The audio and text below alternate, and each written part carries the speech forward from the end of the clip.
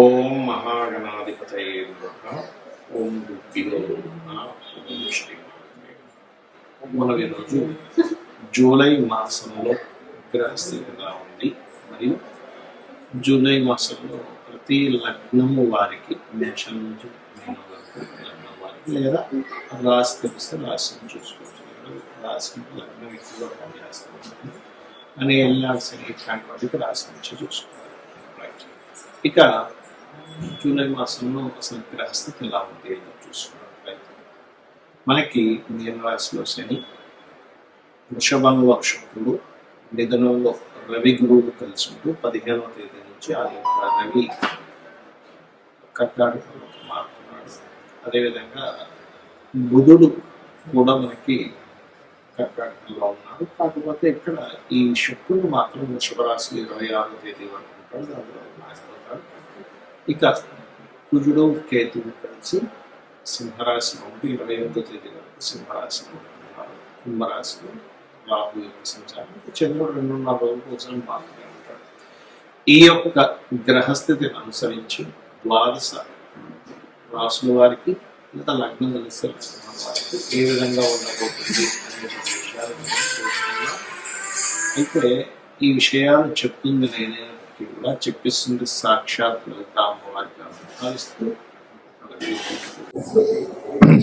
మిథున లగ్నము, మిథున రాశి. మిథునం వారికి మీకు గనక చూసుకున్నట్లయితే లగ్నంలో సప్తమ దశమాధిపతి అయినటువంటి గురువు అస్తంగత్వ దోషంలో ఉన్నందుకు కొన్ని ఉద్యోగ సంబంధించినటువంటి విషయాల్లోని వివాహ నిర్ణయాలకు సంబంధించిన విషయంలో కొద్దిగా స్ట్రెస్ ఉంటుంది. మీ లగ్నానికి గురువు బాధకుడైనటువంటి గ్రహం లగ్నంలో ఉండడం ఒక ఎత్తు అయితే అది కంబస్ట్ అవ్వడం ఒక ఎత్తు. కాబట్టి ఈ వివాహ నిర్ణయాలు లేదా పార్ట్నర్షిప్స్ సంబంధించిన నిర్ణయాల విషయంలోని ఉద్యోగ విషయాల్లోని కొంచెం నిర్ణయాలు తీసుకునేప్పుడు కాస్త జాగ్రత్తగా తీసుకోండి.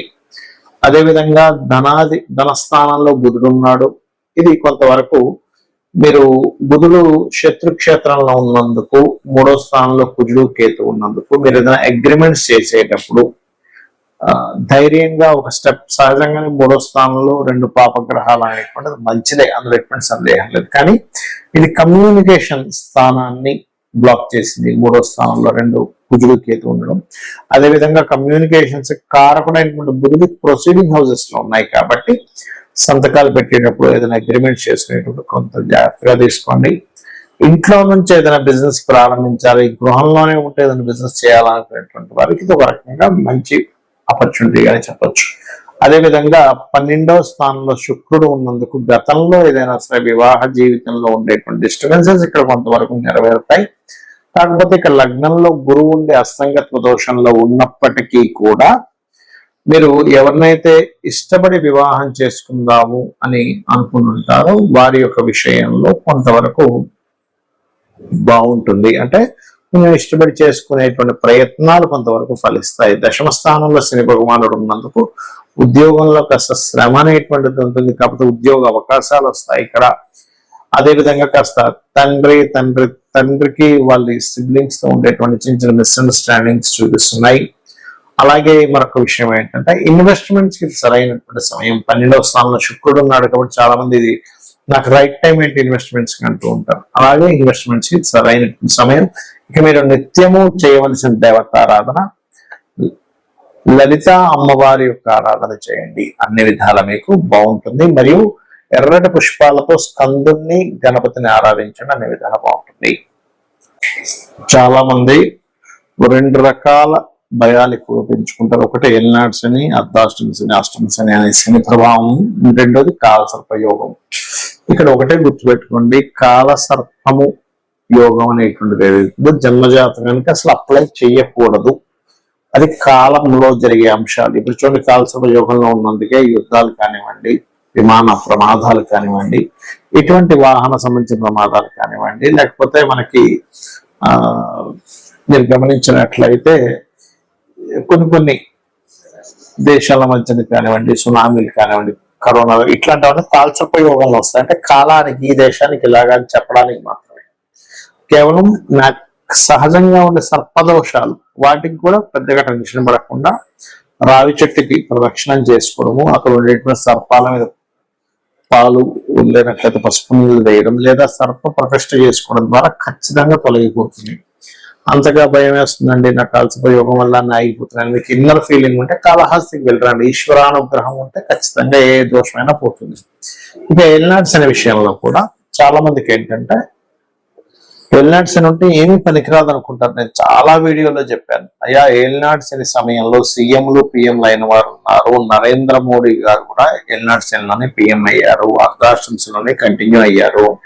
మోడీ గారి దగ్గర నుంచి మనకి చంద్రబాబు నాయుడు గారు, స్వర్గీయ ఎన్టీ రామారావు గారు, జగన్ గారు అందరూ కూడా ఎల్నాడ్స్ లోనే సీఎంలు పిఎంలు అయిన వాళ్ళు అని చెప్పి. కాబట్టి ఈ ఎల్నాడ్స్ అనే గురించి పెద్దగా మీరు భయపడకండి, కేవలం స్లో అవుతుంది. మనం దాన్ని ఇంకొంచెం ఎక్కువ పెట్టుకునేసరికి దీనివల్ల అవ్వట్లేదేమో అన్నదే మైండ్ లో పెట్టుకొని తిరుగుతూ ఉంటాం. దీనికి ఏమీ లేదు, చక్కగా గోవుకి బెల్లం తినిపించడము, అదేవిధంగా కాస్త శ్రమించడం, ఎక్కువ నిద్రపోకుండా పోస్ట్ పోన్ చేయకుండా కింద స్థాయి వాళ్ళని గౌరవించడం చేస్తుంటే ఎల్నాడ్స్ అనే ప్రభావం తగ్గుతుంది. ఎందుకంటే కార్మికులకి కర్షకులకి కారణం. ప్రధానంగా మనం చూసుకోవాల్సింది ఏంటంటే మన జన్మజాతకంలో లగ్నము నుంచి 12 భావాలు ఎలా ఉన్నాయో చెక్ చేసుకోవాలి. ఎదగలేకపోతున్నాము, శరీర సౌఖ్యం లేదు, శారీరకంగా కష్టమే ఉంది కానీ సుఖం లేదంటే మీ లగ్నం ఎక్కడో పాడైందంటే మీ లగ్నాధిపతి ఎలా ఉన్నాడో చెక్ చేసుకోవాలి.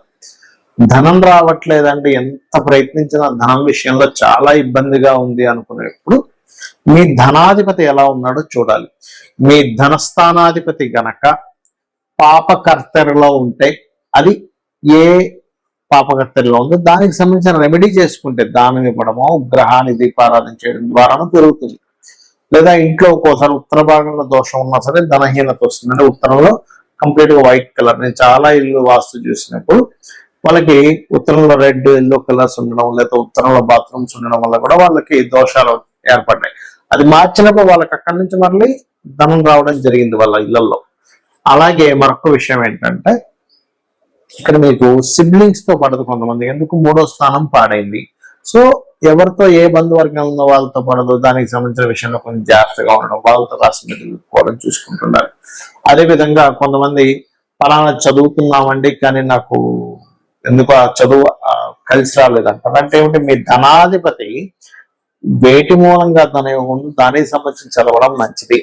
అంటే మీకు రవితో ఉన్నాడు, అప్పుడు ఏంటి మీరు మెడికల్ రంగాలు, చంద్రుడితో ఉన్నాడు ఫుడ్ రిలేటెడ్ లేదా ట్రాన్స్పోర్టింగ్ రిలేటెడ్, గురువుతో ఉన్నాడు టీచింగ్, బుధుడితో ఉన్నాడు బిజినెస్ మార్కెటింగ్, ఇట్లా ఒక్కొక్కటి.